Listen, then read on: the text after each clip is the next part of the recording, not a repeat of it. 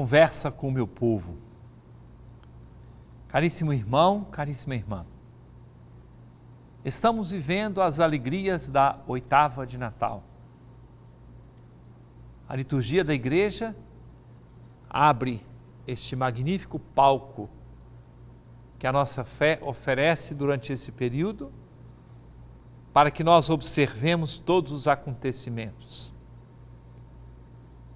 E a sabedoria da igreja nos oferece 3 classes de testemunhos para nós vivermos esses dias.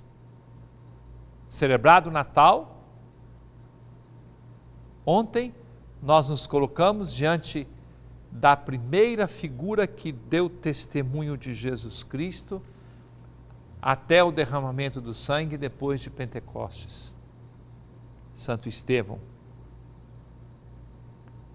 Amanhã, as crianças que foram marcadas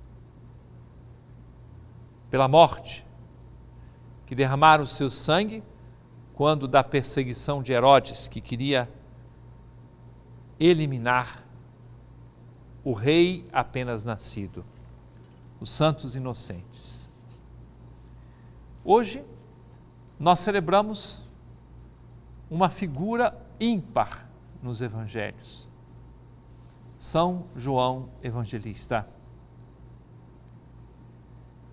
Aquele que diz, na sua primeira carta, aquilo que nós vimos, nossas mãos tocaram, nossos ouvidos ouviram, nossos olhos viram a respeito do verbo da vida, é o que nós testemunhamos e oferecemos.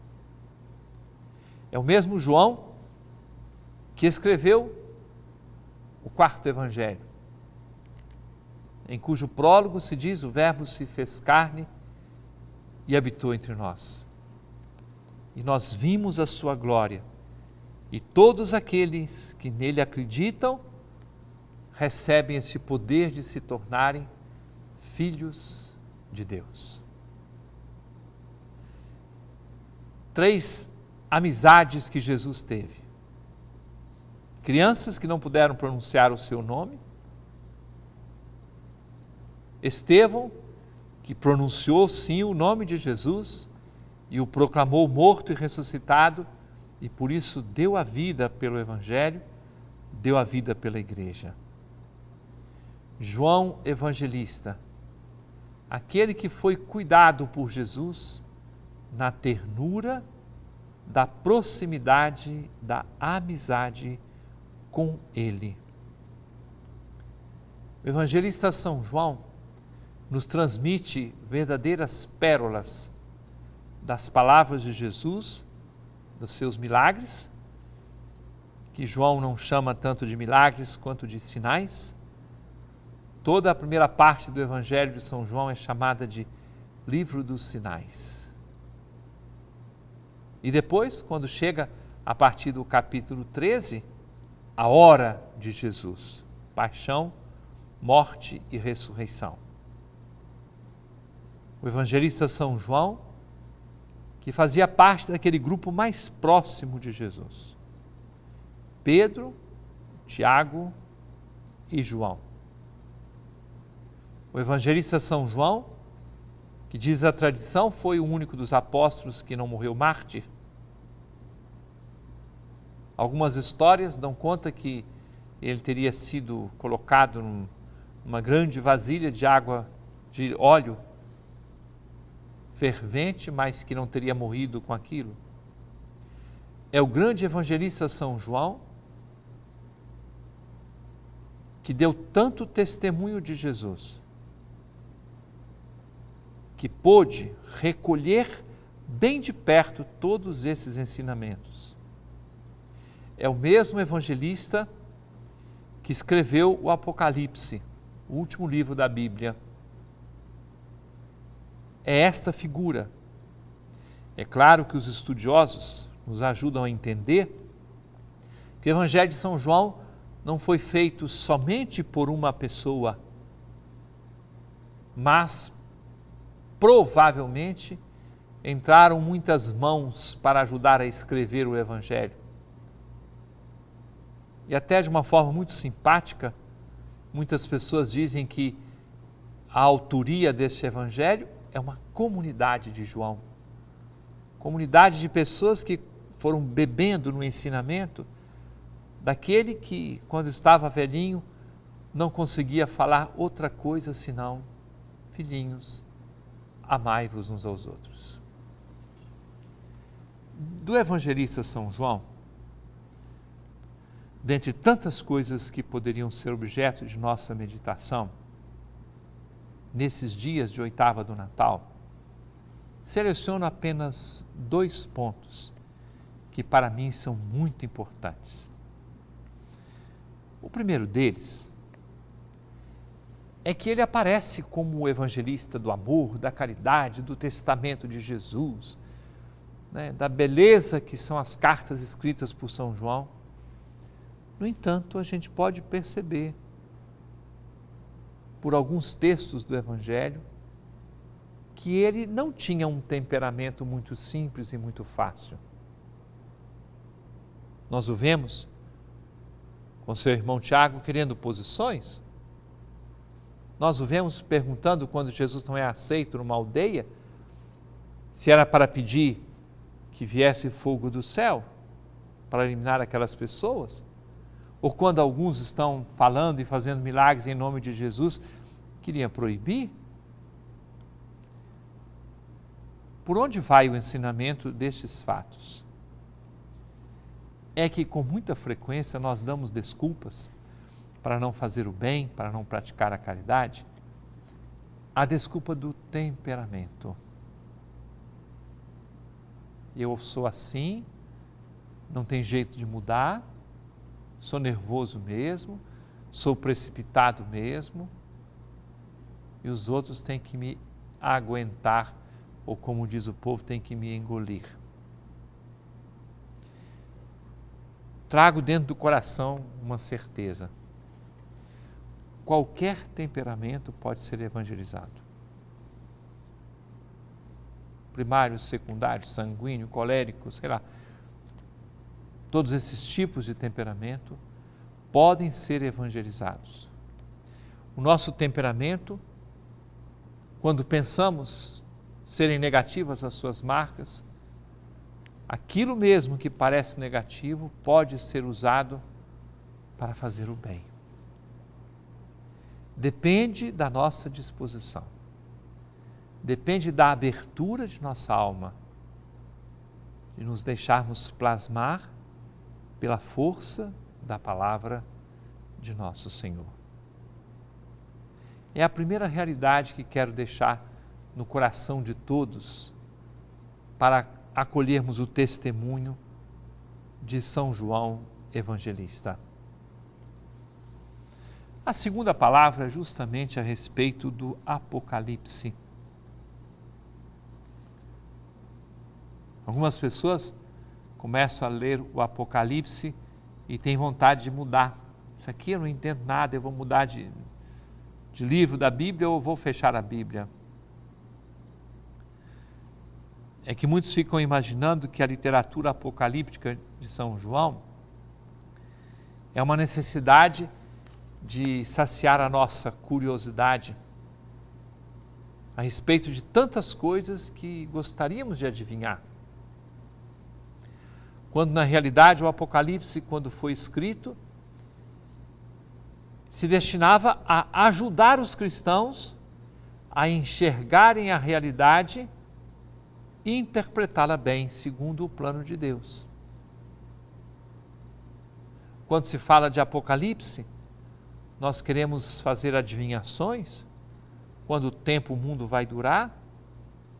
Há poucos dias foi programado o final do mundo e nós já estamos aqui, até que apareça um outro grupo que anuncie outra vez datas para o final do mundo, e muita gente vai ganhar dinheiro à custa desse medo de tanta gente.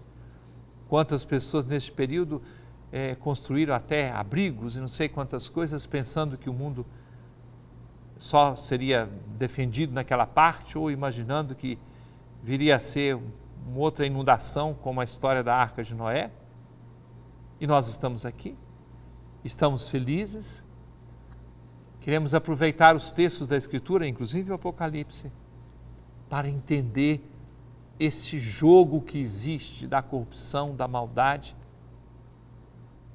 para chegar, ajudados pelo próprio Apocalipse, a dizer: eu sou o primeiro e último, aquele que vem.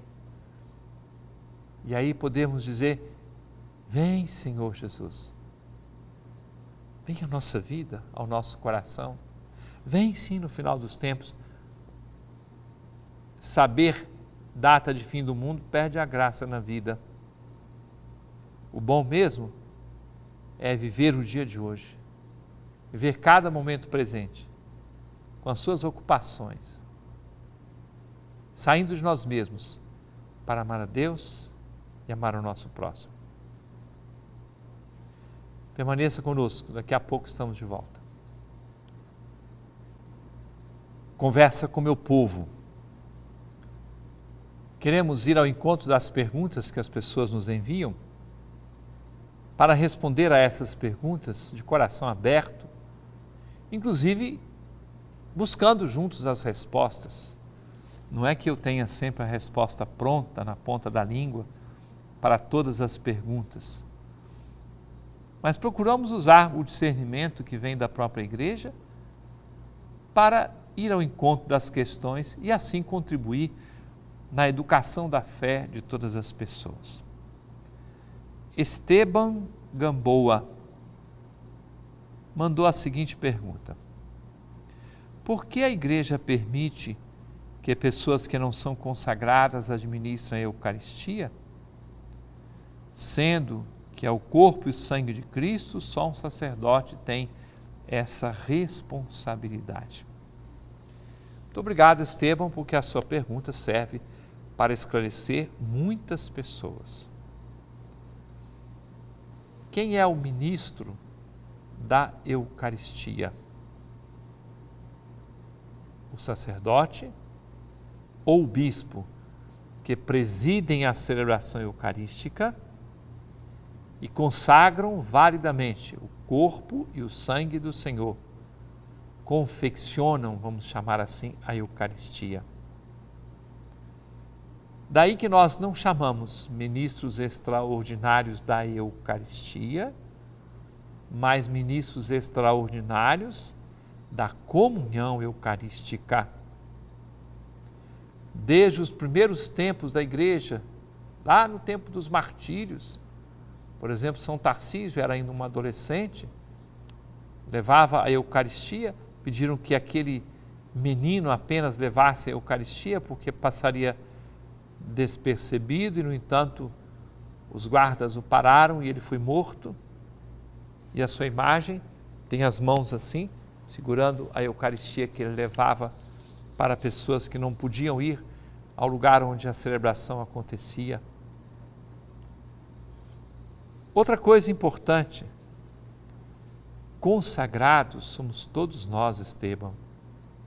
Nós todos fomos batizados, todos somos templos do Espírito Santo. Cada um consagrado na vocação que tem, no estado de vida que tem, e, portanto, não é o fato de não ser ordenado sacerdote que impediria que alguém levasse o corpo do Senhor para outra pessoa, com dignidade, com respeito, considerando o valor do Santíssimo Sacramento. Por isso a igreja permite que pessoas batizadas recebam este ministério. Não se trata de uma ordem. Recebam este ministério, um serviço que pode ser durante muito tempo ou pouco tempo, segundo a organização de cada diocese, de cada paróquia, o serviço de distribuir o corpo do Senhor que foi consagrado pelo sacerdote ou pelo bispo. Por isso é que a igreja permite que essas pessoas exerçam este grande serviço, grande e importante serviço. Eu aproveito para pôr em relevo o serviço magnífico, prestado com tanta dignidade pelos ministros e ministras da comunhão eucarística em nossas paróquias. Eu fico impressionado com o carinho, a devoção que tem pela Eucaristia, o cuidado de levar a Sagrada Comunhão aos enfermos. Como tem sido bonito esse testemunho. Peço então, Estevão, que se alegre conosco pela beleza do ministério destes homens e mulheres escolhidos, preparados e acompanhados para exercerem uma tarefa importantíssima na Igreja de Deus. Da paróquia São Miguel, a pergunta vem de Rosângela Aguiar. Na semana passada foi festejada Nossa Senhora do Ó, no meu querido Mosqueiro. Queria saber por que este título. No dia 18, quando celebrei a Santa Missa de Nossa Senhora do Ó, uma procissão belíssima depois da Santa Missa, procissão luminosa. Parabéns, Padre Cristóvão, parabéns, Padre Antônio Luiz, parabéns todas as pessoas que prepararam o círio e a festividade. Ao final da missa, um menino me cumprimentou e ele começou brincando: eu acho que conheço o senhor de algum lugar. É mesmo? Eu conheço o senhor dos programas de televisão. Eu o abracei e ele me pediu uma coisa que faço agora: mandar um grande abraço para toda a população de Mosqueiro, a paróquia Nossa Senhora do Ó e também a paróquia Nossa Senhora da Imaculada Conceição em Carananduba, aí também na ilha de Mosqueiro. Esse bom povo de Mosqueiro. Que alegria tenho, e recentemente fui às 2 paróquias neste mês. Agora chego à pergunta da Rosângela. O título de Nossa Senhora do Ó, que expliquei há poucos dias aqui, mas resumo aquilo que disse. Nos dias de preparação para o Natal, de 17 até o dia 23 de dezembro, na oração da igreja chamada Vésperas, é a oração do final do dia, existiam algumas antífonas, todas baseadas em títulos que eram atribuídos àquele que viria como Salvador, títulos lá do Antigo Testamento. E a igreja se acostumou a contar com a ajuda de Nossa Senhora. Nos dias antes de dar à luz o menino, certamente a expectativa da chegada do Salvador tomou conta do coração de Nossa Senhora. E a igreja, que tem muita semelhança com Maria, e nela encontra o seu modelo, a igreja começa a clamar: ó sabedoria vinda do Altíssimo, ó chave da casa de Davi, ó Adonai, títulos do Antigo Testamento, até chegar, ó Emanuel, para sempre dizer: vinde, Senhor Jesus. Este é o título de Nossa Senhora do Ó, quer dizer, é Nossa Senhora que diz ó vinde, e botando os títulos próprios daquele que é o Salvador do mundo, que ela, a própria Virgem Maria, teve a graça de dar à luz a partir da sua resposta, da sua abertura para Deus. Maíra Cardoso, da paróquia Santa Rita de Cássia, escreveu assim: a época do Advento e do Natal é o tempo que eu mais gosto, pois é nascimento de Jesus, época de paz, de reflexão, entre outros sentimentos que nos levam a refletir. Mas um diácono que celebrou a palavra comentou que devemos valorizar mais a Semana Santa. Ele deu uma explicação, mas ficou faltando algo para o meu esclarecimento. Por isso solicito a sua ajuda. Certamente o diácono a que a senhora se refere deve ter comentado algo que eu vou dizer de uma forma diferente. Há um tempo atrás, numa entrevista, um jornalista diz assim: o que o senhor pode dizer ao aproximar-se a data magna da cristandade, o Natal. Eu, com muita delicadeza, respondi dizendo assim: a festa maior da igreja é a Páscoa, morte e ressurreição de Jesus. O Verbo eterno de Deus se fez homem, veio a este mundo, nasceu em Belém, viveu em Nazaré, andou pelas vias da Palestina anunciando a Boa Nova, para chegar aonde? Morrer, ressuscitar, voltar para o céu, enviar o Espírito Santo, e Ele assim nos deu a salvação. Certamente o diácono quis dizer isso, tanto que uma palavra querigma, a qual ainda voltaremos, que foi objeto de uma reflexão recente neste programa. O querigma, qual é o resumo? O grande anúncio do Evangelho. Jesus Cristo morreu, Jesus Cristo ressuscitou, Jesus Cristo é o Salvador, Ele há de voltar. Maranatá. Este anúncio foi suficiente para tantas pessoas se converterem e mudarem de vida. Esse é o querigma.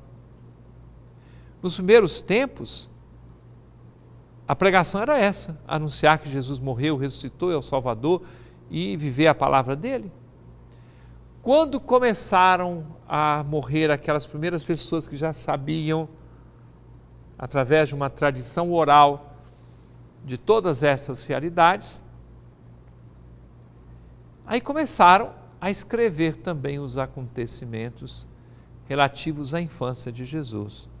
Contaram o seu Natal, e depois os cristãos, que não são bobos, perceberam que havia uma celebração do dia do sol, um dia em que, no inverno do hemisfério norte, a luz começava a mandar de novo. Até aquele dia, as noites eram mais longas. Quando havia uma inversão, para a luz começar a crescer, aí era o dia do sol invicto, e os cristãos disseram assim: o sol verdadeiro, o sol nascente é Jesus Cristo. Aí começaram a celebrar o Natal. E como celebramos o Natal? Fizemos nesses dias essa celebração na Eucaristia. Celebramos o Natal vivendo a Páscoa, vivendo a morte e a ressurreição de nosso Senhor Jesus Cristo. Por isso deve ser esta a explicação que o diácono deu, e eu agradeço a sua pergunta, Maíra Cardoso, para que essas explicações cheguem a todas as pessoas e muitas que têm interrogações semelhantes. Desça sobre todos vós a bênção de Deus Todo-Poderoso, Pai, Filho e Espírito Santo, e permaneça para sempre. Amém.